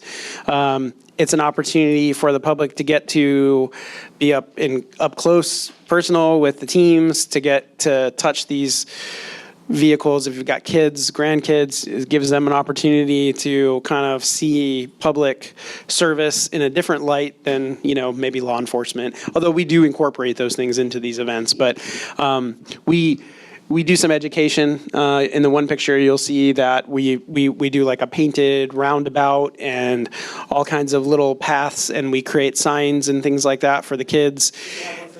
Yeah, one for the adults too, but the idea is teaching them kind of things like the crosswalk, right? Like, you know, hey, okay, so now there's a crosswalk here, there's people walking, you're riding your bike, you need to stop. Same thing that the cars need to do. So, you know, educating, putting it into kind of like a real practice for them is big. We have lots of other kind of events and little activities and things for them. It's always been a really well-attended type of event. We usually do it in like April. It's usually right before it gets way too hot, just before then. So, but it is a really good opportunity. We invite you to do that. Other engagement opportunities, we try to have public meetings for any of our big CIP projects, those capital improvement projects. If you have one going on somewhere near you in your neighborhood, you'll see some sort of advertisement for it, or maybe it'll be on Nextdoor and people will be buzzing about it, or sometimes ABC7 or some of the news media will actually talk about these meetings that we hold. I encourage you to come to those, because we do take that feedback, especially since now we're doing these meetings kind of like at the 30% design stage. So, a lot of times governments will come out and say, hey, we want to hear from you, but this project's already designed, it's at 100%, we're rolling it out. Oh yeah, by the way, we start tomorrow. And I'm not saying that we've never done that. We still try to, there's reasons why that happens, and we can talk about that on another day, but the idea of that, like having people come and take their feedback is really important to me. And it's important, I think, to do it in a sincere way, to do it early enough in the process so that, there's going to be certain things that we're still going to do. We may still have to put a sidewalk somewhere where you don't want your sidewalk if it's right in front of your house. But is that sidewalk going to be 5 feet wide, 8 feet wide, 12 feet wide? That's maybe where your input, your feedback is going to have something to kind of weigh in on what the final result of that project is like. So I encourage you to do that. How many of you have gone to a board meeting and given, okay, all right, so we've got, some of you are familiar with that process. How do I walk this line? It's interesting because you've all got time. You're here on a Friday in the morning and that kind of thing. But it's not easy for people on a Tuesday to get there. And then when you do get there, it's like you got 3 minutes to, kind of try to deliver a message in a clear and concise way, and before the beeper goes off. And the worst part is when you start talking, it's the first time you've ever heard your voice coming at you out of a microphone, and you're like, try to prepare yourself too. Like if you really have something, practice it in front of the mirror, say it a couple times. You're going to be much more effective if you feel comfortable with the way that you're going to communicate the things that, think about it. If there's really something that you want to stop or you don't want to happen, put those thoughts together, because when you do deliver that message, whether it's, now, you don't have to be there in person. You can write. There's written comment. Yes, that now people are calling in. That's something that kind of came out of COVID. You get a lot more participation after that because we've opened it up. Do we get really great participation because of that? It's arguable both ways. But it's kind of the same thing with social media. You get a lot more exposure. People know a lot more about it. But are those people like going to come volunteer at your nonprofit or whatever? If you're using, it's like it's great because people know about you, but it doesn't necessarily correlate to people doing things. But from a community engagement standpoint, we also try to do some stuff around storm season to educate people about our sandbag process, things that they should be doing to get prepared. How many of you knew that you can go get sandbags now? All right, good. So we've been trying to kind of promote that. That's something that always happens every storm. A couple days before a storm, we get people out there like swinging shovels at each other. And the worst of society comes out when these things happen. You start to hear things like, well, somebody showed up and stole 500 pounds of sand and just left, You're kind of like, wow. So those kind of things are the outreach that we try to do up in front of storm season, or anything that we're doing, just to kind of provide people the awareness that you don't want to be doing that. You don't want to be doing it the day before the storm. Or let's face it, you may have to work, and then you're trying to like gauge, all right, well, like when is the storm going to hit? Tomorrow at 2, okay, where do I? You don't want to be getting you don't want to be getting sandbags. If you have that concern, not everybody needs sandbags too. There's a whole conversation about that too. But if you live somewhere where that's going to benefit you and you do already have water, and that's a concern, that I would recommend trying to do that in the off season. They've also got people that will pick those things up and kind of deliver them to you if you have problems. So if you know somebody that lives in your neighborhood or community, they're, having a challenge, or, the problem is if they get them, then how do they get them placed and that kind of thing. But if you do, they are code enforcement, public safety is providing that service. Sharon. I want to just reinforce you're going before the commission. It does make a difference, and you can make a difference. We got a traffic light, where I'm talking about. Oh, yes. And we got that because I got in an accident. I contacted my commissioner. I worked with them. Then I went to the commission meeting, and we got a traffic. Commissioner DiSabatino? Yeah, okay, all right, yes. So she's referring to 26th Street and Florida Boulevard, traffic signal. So that was a stop sign, 4-way stop. I happen to live right there, right near somebody else that's in this room as well. But at that location, to your point, having the accident, having the concern of that being a 4-way stop that wasn't really obeyed, and more traffic going on Florida Boulevard where people were just kind of like, I don't need to stop. Well, and that's a recreation center. It's Yes. a playground. It's public. And the children, this is the only way they could access this facility and the police took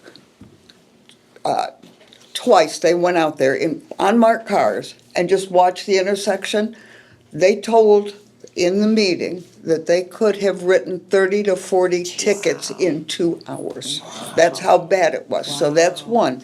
The other, when they came up with the, adding the facility where you could have a guest house, basically. Oh, the accessory dwelling units. Yes, yes, yes. All right, we were scheduled to be a part of that, and I got involved in that, went before the commission, and we got that stopped for Bayshore Gardens. For everybody, really. I think that it wasn't just Bayshore, but there was other neighborhoods that had the concern. So, to that point, you don't want to be a stop everything kind of person. But to your point, when you know and you've witnessed things, that goes back to the point that Dan and I were talking. We can't know everything.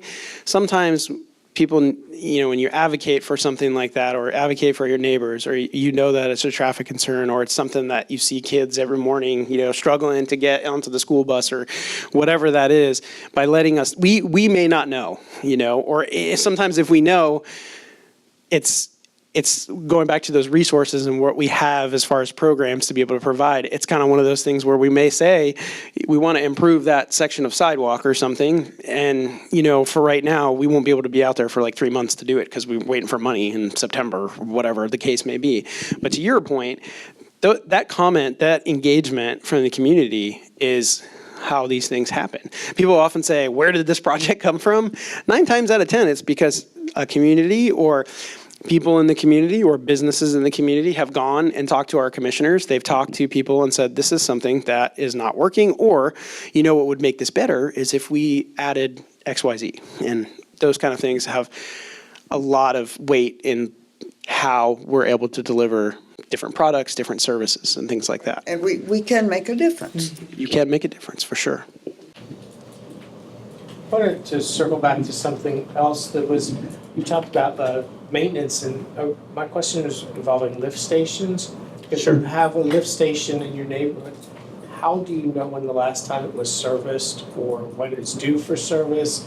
And, prior to storm season coming up so that it doesn't malfunction? So one of the things that I can tell you about the lift stations is if there are any projects scheduled or anything, that capital improvement dashboard that I showed you that had the map where I was talking, that's one place you can go, and that would tell you if it's scheduled to get any kind of work in the next 5 years. So the tricky part about that is that our lift stations are they're not named like the Bayshore Gardens lift station. They're named lift station 1A246. So you will want to have that map to try to figure out exactly which lift station projects are going on in your general area, if it's the one that you're thinking about. If you had questions or concerns about like a lift station like that, you could always reach out to our utilities department if you noticed some kind of problem, odor, those kind of things.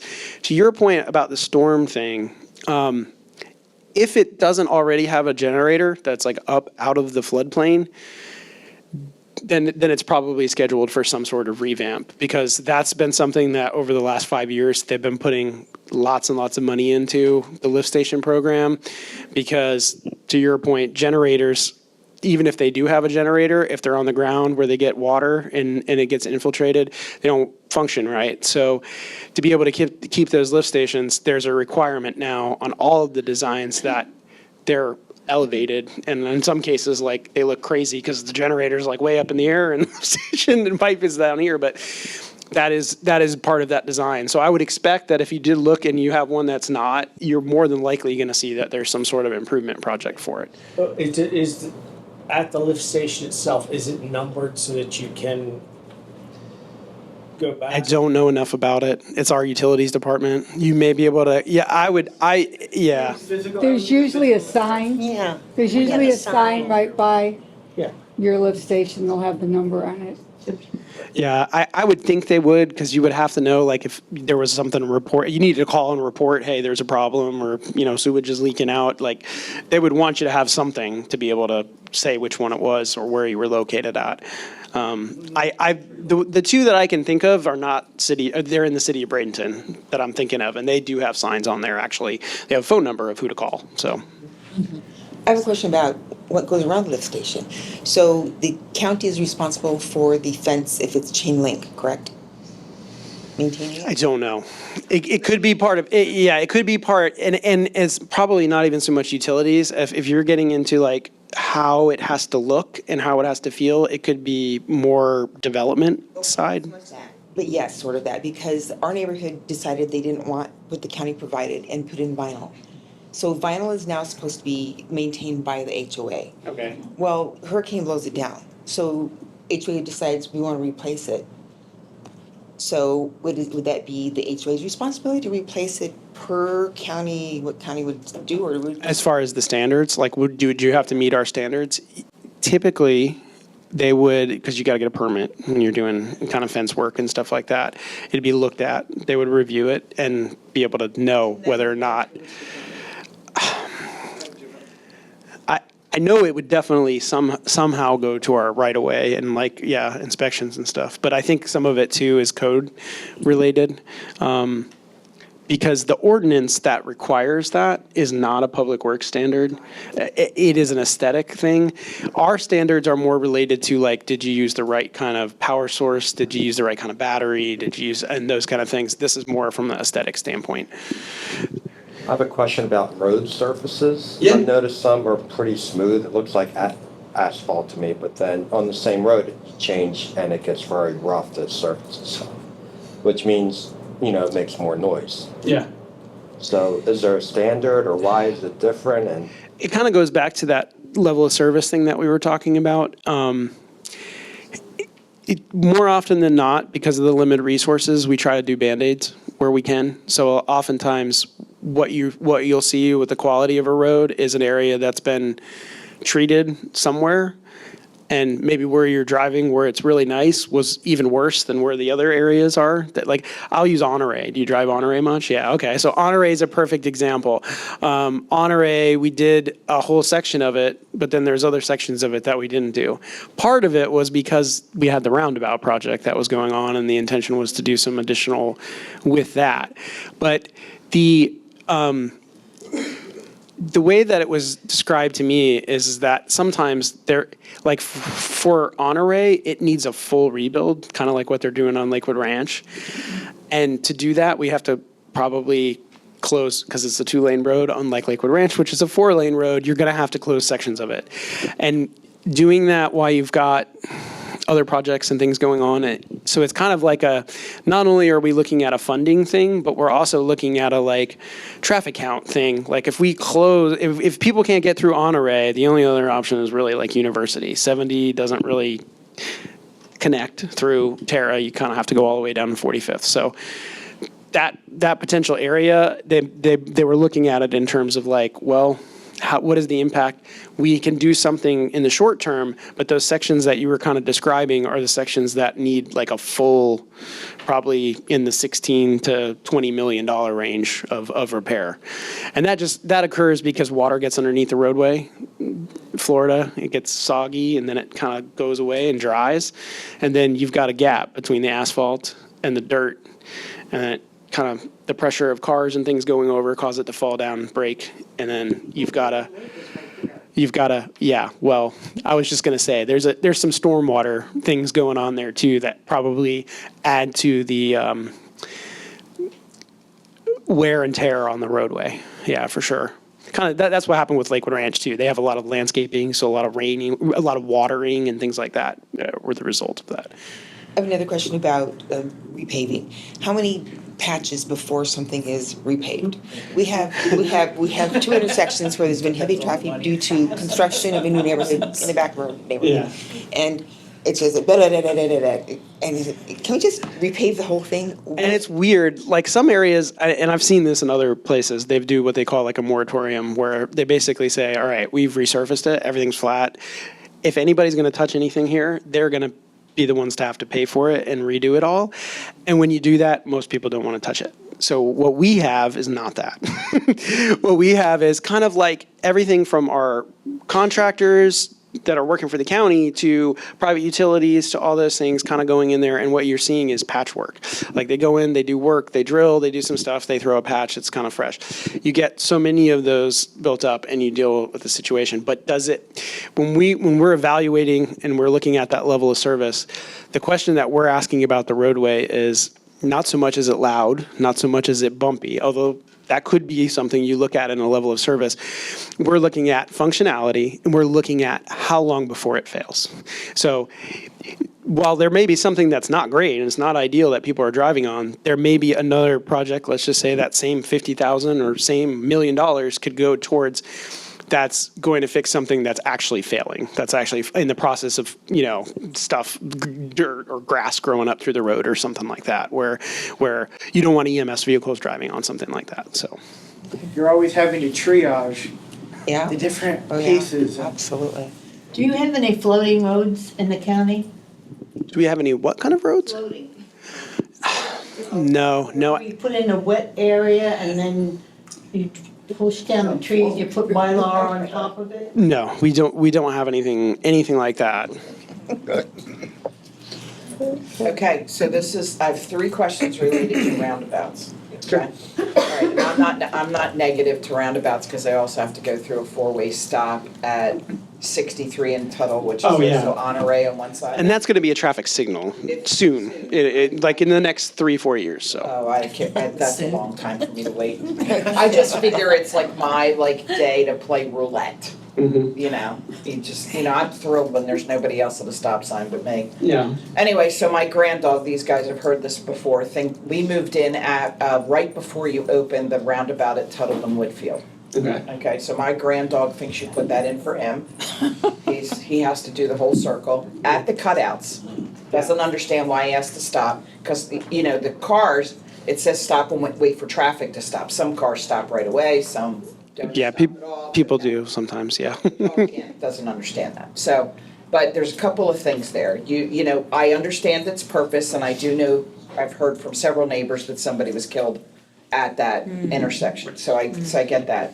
So one question is, those things with the flashing yellow lights, they turn, and I can't figure out if that's part of the functionality in the wind, because I turn them back. I noticed that too. I was out there just the other day and I made a comment to somebody, they're not supposed to be doing that. I don't know if it's how they have them positioned or they. I just figure you're busy enough, and I just turn them No, back. that was good. The other thing is, well, he really likes to go there, so the more time I spend there. You wonder. Well, he's counting on you putting a statue of him in the middle of everybody guys, instead of the pink flamingos that show up there. So. Well, there's lots of people calling and saying they want something in the middle. I don't know if that's been any one of the things they've requested, but. Anyway, but that's crazy, but. So number 2 is, in only one direction, and I believe it's Tuttle South between 63 and Whitfield, there is a sign that says, the speed for the traffic circle is 25 miles an hour. They're not, it's not northbound.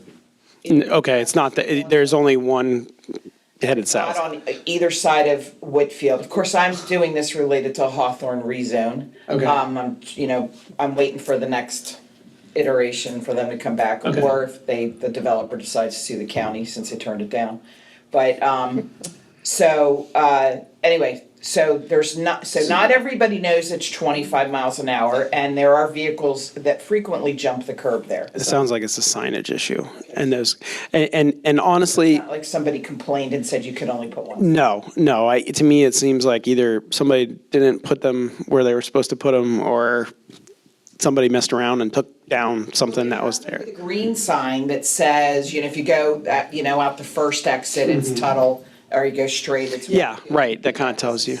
It doesn't say 25, yeah. Well, and so there's spillage there from, I don't know what they're called, like an open truck. There's been seashells. There's been black tubes that I have no idea what they are. And then they get crushed by the cars and Of course. whatever, But, so there's that problem.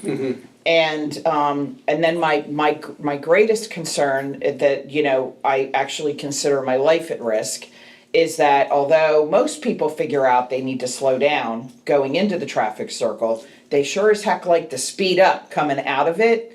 And I'm on Autumn Fern Terrace, which is the first right after the traffic circle southbound on Tuttle. Okay? So I just keep speed up because I'm gonna make a right-hand turn quickly, it's less than 500 feet. That's my estimate using my shoe size, like, measuring my foot and doing steps. So I don't have one of those thingies.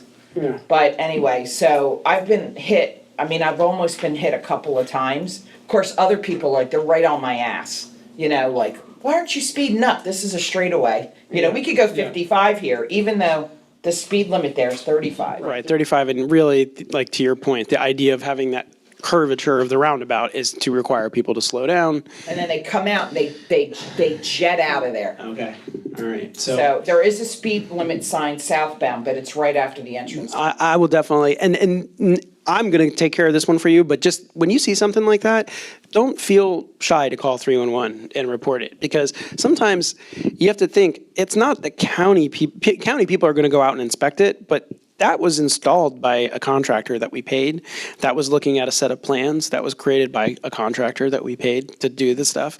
And, sometimes, maybe their plans did call for signage to be there, but for some reason on the plan, they only showed one sign, or the person who was installing it only thought it was one sign. So sometimes people make mistakes, right? So when you're driving, we talked about the 311 thing. If you see a stop sign down, don't have the thought that most people have is somebody else will report it. I don't know who to call, but somebody else does know, and they'll probably take care of it. Report it. Now. You're empowered. You have the ability to kind of just pick up the phone, call 311, and just say, hey, this traffic signal isn't working. At least you did your part, right? Maybe somebody doesn't come out there and fix it immediately, and hopefully there isn't an accident. But, at the end of the day, you're a good Samaritan type of thing to be able to do, even when you see little things like that. You may think it's a headache. You may think, oh, I don't want to bother people with it, or I'll bring it here. But really, letting them know they're going to be the ones that will get it to that guy who goes out there and checks that thing every day, or, goes just about. Well, we also know that, there are many people, doesn't matter what state you're in. I know everybody says Florida has the worst drivers, but half of us are transplants from some other state. But that some people just view signs as a recommendation, not, because there's no way you can catch everybody. You know what I'm talking about. Yeah. Recommendations, yeah. So the concept is, how do you, especially if they're going to, build infill, which we know they're going to do, and it's going to be multifamily, how do you control for the adverse traffic events? Yeah, and I think, too, this kind of is a good segue. One of the things that I thought about, talking about all the roundabout, and since we're on public engagement, one of the things that we're talking about doing is not just educating young kids, because, they're going to grow up and they're going to be dealing with these roundabouts and they'll be kind of familiar with it. But for the older population, for the population that didn't grow up with them and now they're here and they're part of our lives, we want to provide education opportunities, like things that will address things, not just like the signage, but we've talked about using golf carts. I don't know if we'll get to that level, but basically creating, roundabouts that people can interact and drive on, that will have lessons about the things to be looking for and pressure points, those kind of things. I argued that everybody should wear Mario and Luigi costumes for Mario Kart, but I don't know if that was well received. But aside from that, it is something that we're going to start doing in the fall. And then, of course, the people from New Jersey are going to say, "Hey, I just came from a state that got rid of all their roundabouts because people." Traffic circles. There's a difference. They got rid of their traffic circles. Roundabouts are a little bit different, but yeah, it's kind of. New Jersey is a state you can't make a left. There's no left turns in New Jersey, so. When is your next open house? Our next public meeting, so we had just had one for 75th Street, and we actually just started construction on it. I'd have to think about when our next one is. I think we have one coming up for like Fort Hamer in that area. But the other kind of engagement opportunities is like our board of county commissioners. They have town halls and they have engagements depending upon, as a citizen, you have not only your district commissioner, but you have 2 at-large commissioners. So you really have 3 that you can engage with, that you can kind of try to figure out what their schedule and where they're going to be out at events and things. It says your annual open house. Oh, our open house event. I don't know if we have a date yet. That's what's in April. To answer that, we don't have the next one scheduled because we may be getting rid of this building and they may be repurposing this to, Got it. I think it's public, Yeah, it's out. opioid rehabilitation facility, so we may lose our facility here entirely. Got it. So we don't have another one Got it. scheduled because I Okay. don't know where we're gonna Okay. end up or if we're gonna have any space to do that. We'll wait for the Yeah. announcement. Yeah, as far as that goes, we're the appropriate place. We've talked about doing it at the fairgrounds because it gives us an opportunity to include law enforcement and some of the other players and things, and it's a good place where, it's not being used all year long, with the exception of, the fair and a couple of the other events that they have there. So it gives us an ability to have some space and to bring lots of equipment in there and maybe even, a big sandbox or, something like that. So we've talked about it. And because we're partners with the county, with them, with the extension office, we can, work with them. So once a neighborhood is built and the streets are vacated to the county, can the neighborhood ask for those streets back so they can own them and put up gates to? Yes, like to privatize, like to do that. I don't know that that's happened, but I don't know that you wouldn't. I don't think there's anything that prevents it from being allowed. To basically say like, hey, we don't want this to be a county road. We want to privatize it. We want to put a gate up and that kind of thing. That's a good question. I'm not sure. We talked about that, just to find out. Lakewood Ranch did it a few years ago and got sued. Yeah, well, yeah, I was going to say there were some things with the gate, and I know Rosedale's had kind of a very similar thing too out there with their gates. So I'm not sure who would be the best. It may be Clark Davis, who does a lot of our development review type stuff, just because he kind of knows the law. I'll see if he's around today before you get out of here. Take back our streets or speed bumps, speed humps, and people are up in arms about People it. don't like the speed tables. But do you feel like you'd get like buy-in from people? Because I mean, Yes, no, okay.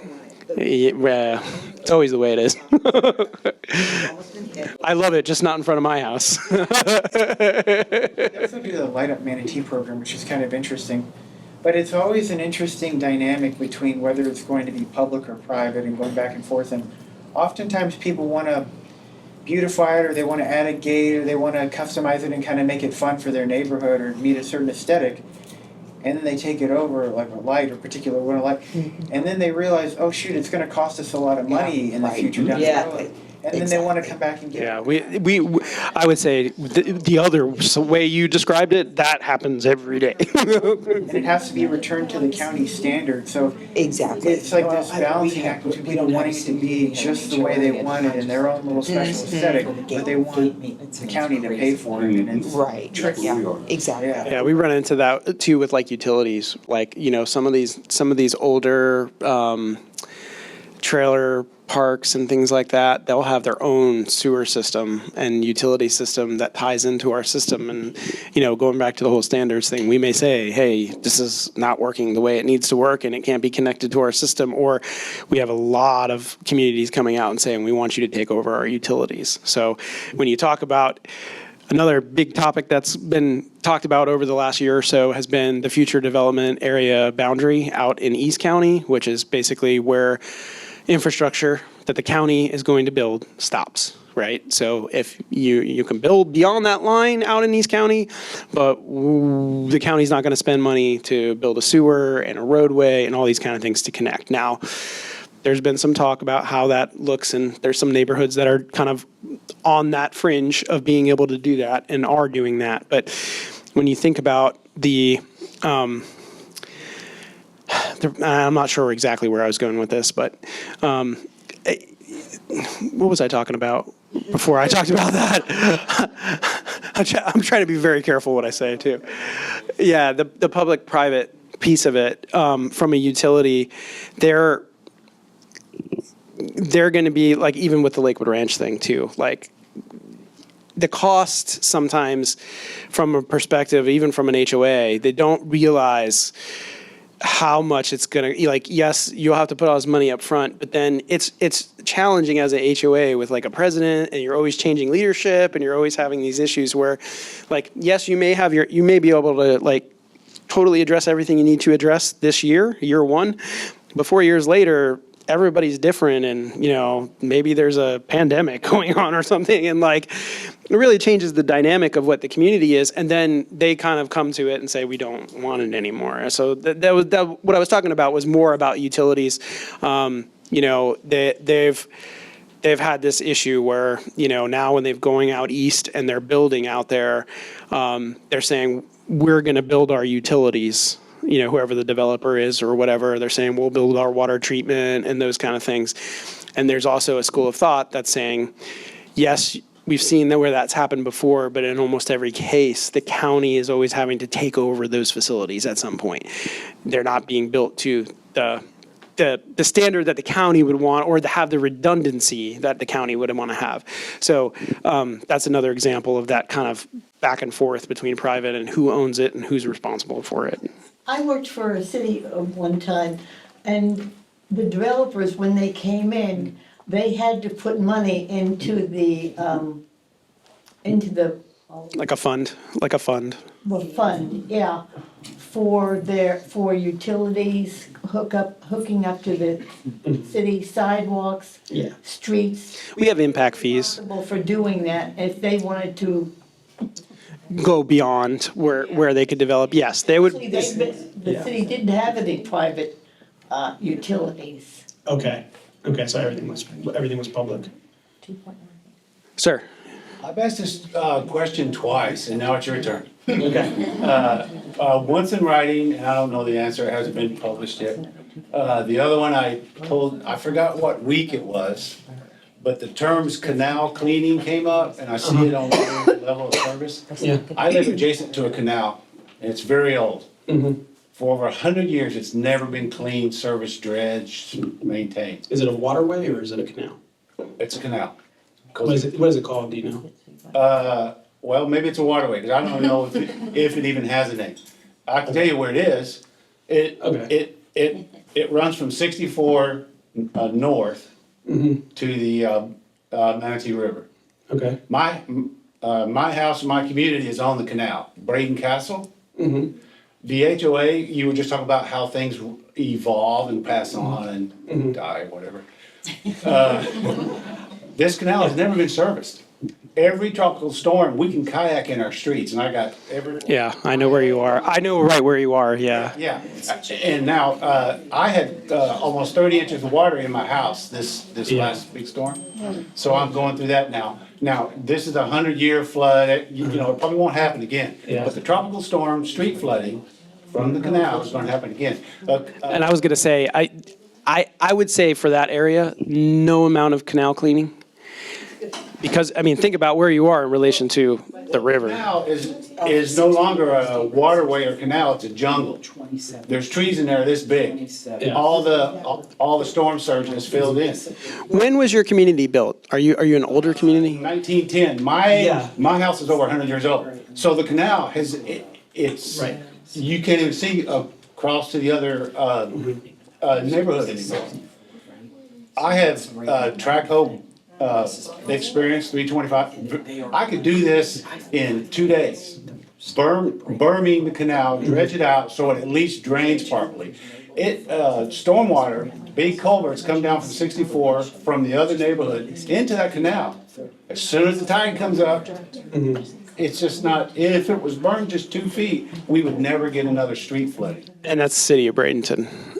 I've addressed that. Okay, and they're just, and I think, I don't know for sure, but if I had to get, the issue is the age, right? So when that area was built and the infrastructure. We could be blessed as a neighborhood when this new bridge comes right through the middle of our neighborhood.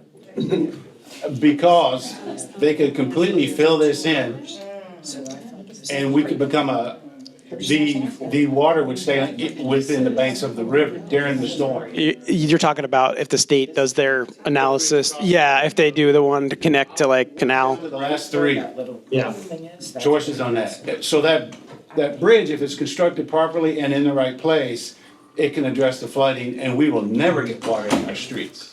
Have you been in touch with the state about that? Because they're in the process right now of planning that project. Okay. I just presented 7 talking points to the council, Lisa Moore, I think was her name. But do the bridge this way to help us with the flooding. Because if they put it just a couple hundred feet away, there's a 500-foot right of way with the bridge, which would really address this flooding. And it's not just our community, it's the residents on the other side of the canal. And like I said, it comes all the way from 64 to the culverts from our community, but it always backs up. And yes, it's entertaining. I have a kayak hanging on my front porch. I go down the street to check on the neighbors, or to get out of the neighborhood. Yeah. So now it's your turn. Is there any way I can get somebody out there with a track hoe to burn? I can tell you, the county's not going to touch anything that's city-owned or state waterway-owned. What I would be interested to learn is like, if there's an easement, because you got to have a maintenance easement to be able to do any kind of work within that area. Come through my yard, I'll give you permission. Right, and that's great, and we do sometimes. I mean, that's one of the challenges with stormwater is the access point. Like, we could get on one side from your side. Is there somebody on the other side of the canal? Or is it? There's about 6 nice residential homes. Now this is not a canal with boat docks and things like that, because there is no, it's just a small drainage ditch. And even if it's cleaned out, it won't get boat docks and all that kind of stuff. Well, I'm not an expert in hydrology, but I could tell you that I'd be interested to learn more about it. Unfortunately, like I said, from the county's perspective, there's not a lot that we can do with that specific area.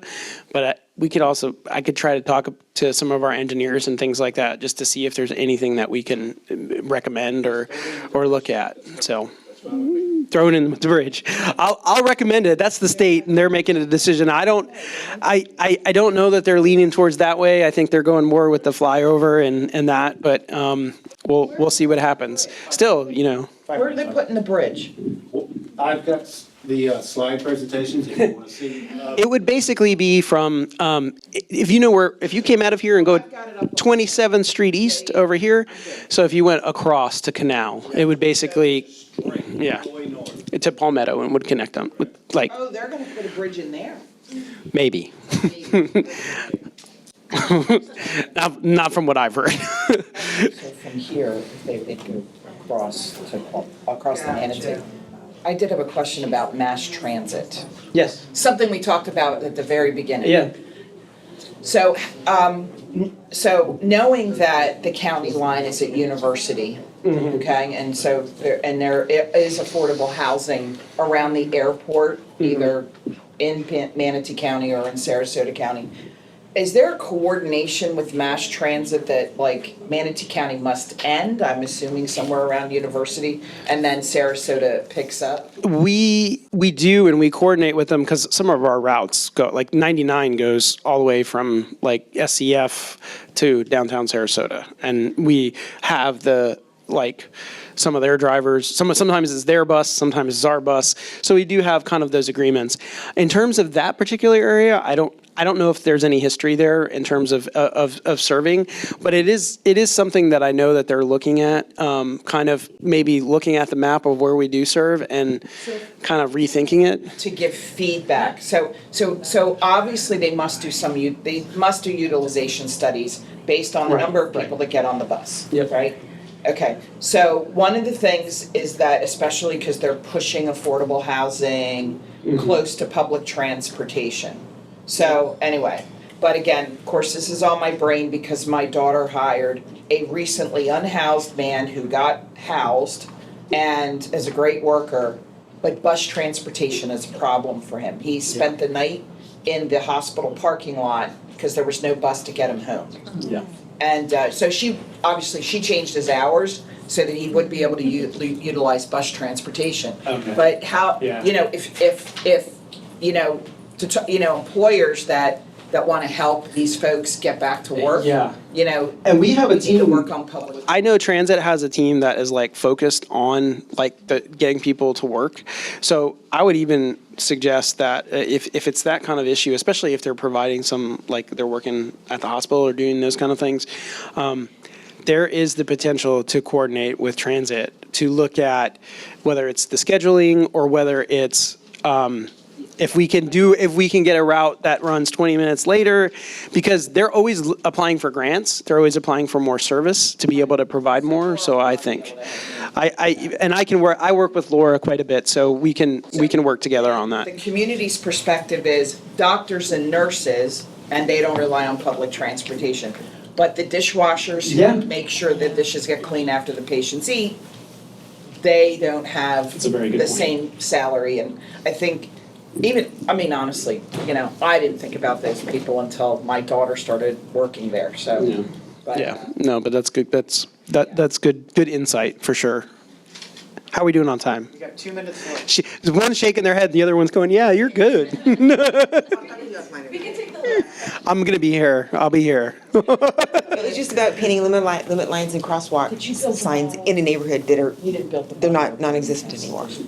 So they were there and now they're gone? Yeah, and I have a list. Are they ours or? County streets. Yeah. Okay, yeah, no, yeah, then yes. We got to get with Aaron Burkett for that one. He's on my stuff already. He's already on all your stuff. Yeah. All right, I'm going to turn it over to Laura because she looks like she wants to talk. She's getting antsy. Thank you, Ogden, Dan. We're going to take a quick break up until 10 o'clock, and then we'll reconvene with the tour. Sorry, I'm off. My watch was accurate. I was wrong. 11 o'clock. So we'll reconvene and go on to the tour. So thank you.